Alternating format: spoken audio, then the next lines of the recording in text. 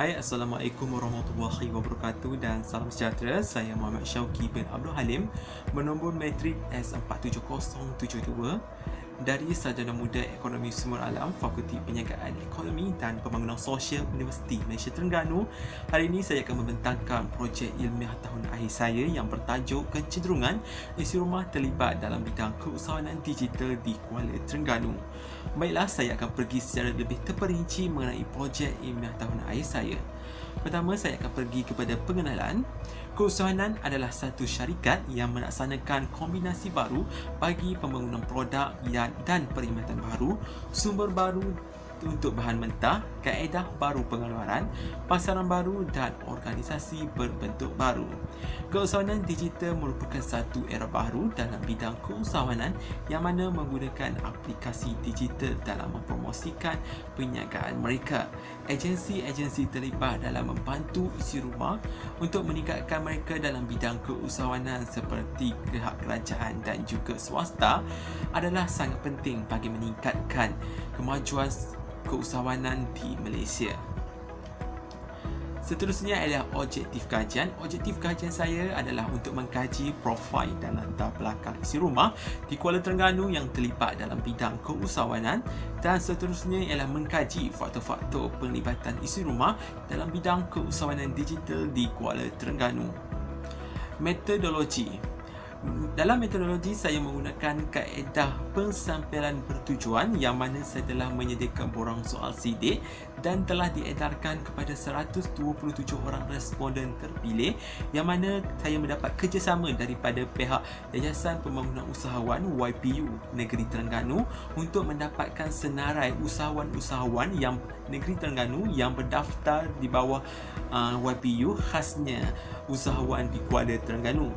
Dan kaedah kajian yang telah saya jalankan, saya gunakan dalam projek ini ialah analisis deskriptif dan juga ujian ANOVA untuk menginterpretasikan data saya dengan lebih mudah.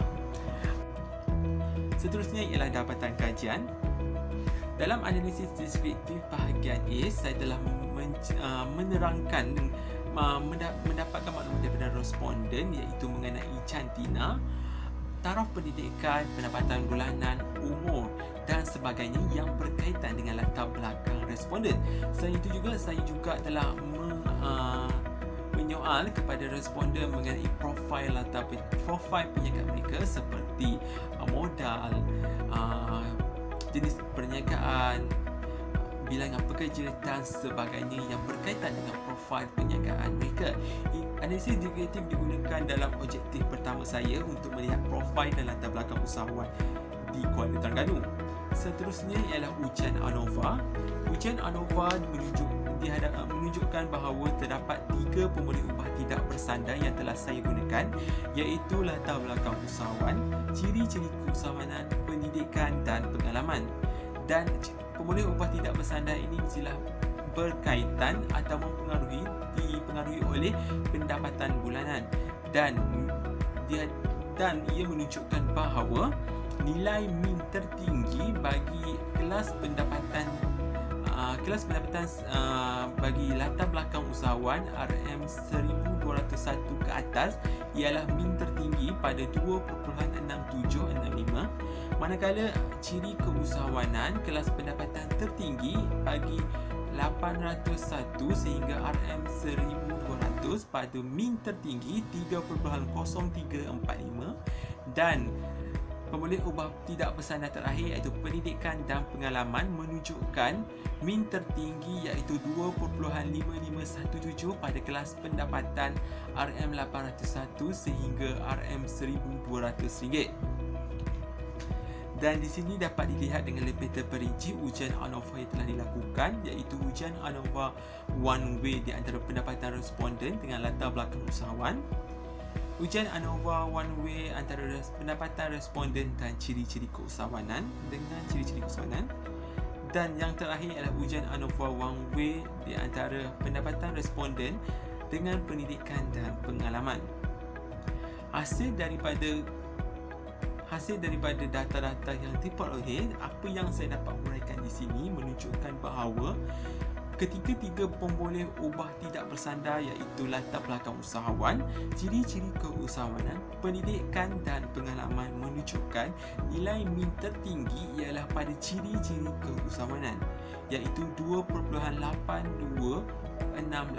Ini menunjukkan bahawa ciri-ciri keusahawanan merupakan faktor terpenting isi rumah terlibat dalam bidang keusahawanan digital di Kuala Terengganu, dan nilai min yang terendah iaitu 2.4173 iaitu pada pemboleh ubah tidak bersandar latar belakang usahawan menunjukkan bahawa latar belakang usahawan tidak mempengaruhi usahawan ataupun isi rumah terlibat dalam bidang keusahawanan khasnya di Kuala Terengganu.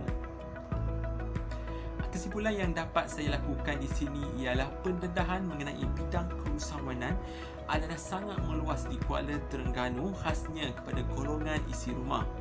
Namun walau bagaimanapun, pendedahan mengenai keusahawanan digital masih berada pada tahap yang sangat rendah di Kuala Terengganu. Berdasarkan kajian, saya mendapati bahawa faktor terpenting responden terlibat dalam bidang keusahawanan adalah kerana mempunyai ciri-ciri keusahawanan. Oleh itu, kerjasama daripada semua agensi, swasta dan juga kerajaan haruslah bersama-sama bagi membangunkan bidang keusahawanan di Malaysia. Isi rumah yang terlibat dalam bidang keusahawanan juga merupakan aset yang penting kepada negara untuk menjana pendapatan negara di samping menjadi identiti negara Malaysia.